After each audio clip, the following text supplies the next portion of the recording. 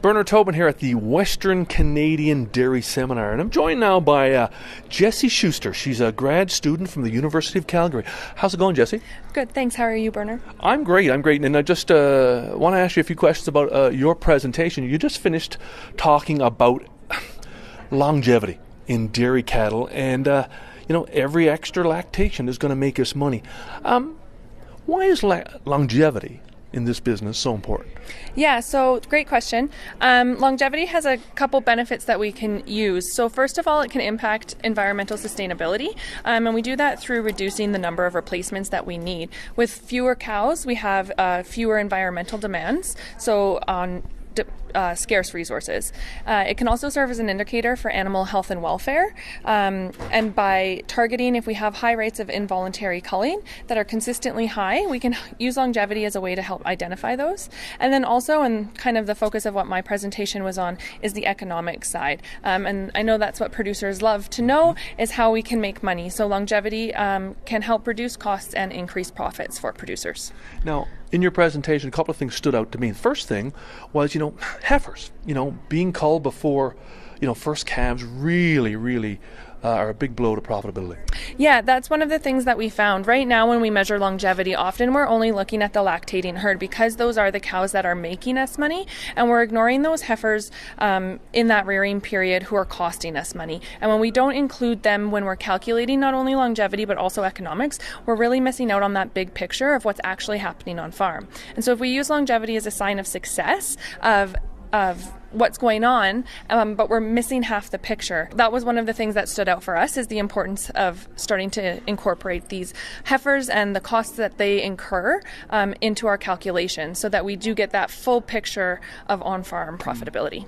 Another thing, you said, over 50% of cows are culled before hitting the break-even point. That's amazing. Yeah, so just so if anyone doesn't know, the break-even point is kind of the point in time where the profits that a cow generates has repaid the costs incurred from rearing. And so if all cows were culled at that point, producers would have not lost any money, but they also wouldn't be making any money. They're just breaking even. And what we found with our study, when we broke down the numbers of the average break-even point, came around some point in the second lactation. Of course, some cows hit profitability in the first, some not until the third. It really varied, but we saw an average within that second lactation.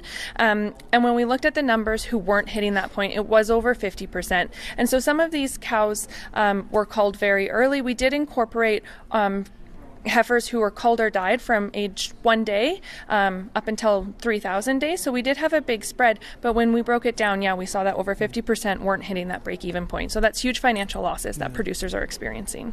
But there's also huge profitability, and you made a note that when cows hit that seventh lactation, for example, you're looking at a lifetime profitability of around $15,000. Yeah, so that was high numbers. I wasn't expecting to see that, and a lot of it did come down to production. So one of the things that this project kind of solidified is we often think of the value of production, and we saw that and milk yield, and that still held true. So some of our more profitable cows were cows culled in the fifth or sixth lactation, but they had that high milk yield. And even cows who had kind of that average milk yield, every lactation that we had them, we were seeing profits of several $1,000s for each lactation that they stayed in the herd. And so what we really want producers to understand is how valuable it is keeping these cows in the herd for longer. They're going to pay themselves back and ultimately see a lot of increase in profit. Awesome.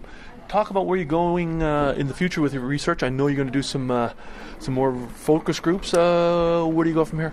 Yeah, so now what we want to do is looking at longevity and figuring out these things that we're not incorporating right now, but we found really did have an impact. We want to use that to develop a new method for measuring longevity that's a bit more accurate, so that we can see all of these things.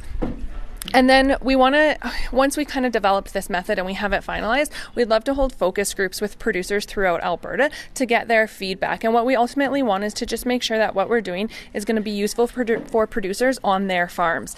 It's not worth our time or everybody else's time if we're developing all of these things in our offices and they're not applicable on farm. So we want to take what we do and the systems we come up with and make sure that it actually works in a real life on farm situation. So getting some producer feedbacks. So in the spring, we haven't finalized dates yet, but spring 2019, I plan to hold about 3 or 4 different focus groups throughout Alberta where I can sit down with producers, present to them what I learned, gain and learn a lot from them, and just have an exchange of knowledge to really get some feedback to make sure that what we're doing has value. Final question for you, and that is, you mentioned, a real takeaway here is that, you really have to include those early culls in your profit and loss, your profitability calculations. Are producers doing that, or is it, as I say, are producers doing a good job of incorporating longevity into their calculations? Yeah, so I think right now the methods that we currently use to measure longevity are those that we often get from DHI or very basic herd level demographics. So really just looking at what are the breakdown of what's happening in the herd, that lactating herd. So right now I'm going to unfortunately call them out and say no, producers aren't doing a great job at incorporating that young stock or those heifers when we look at that bigger picture of longevity. And so that's one of the things we really took away from my project and my research is how important it is that we start looking at that and including those animals when we talk about not only longevity but also the economics that are associated with it.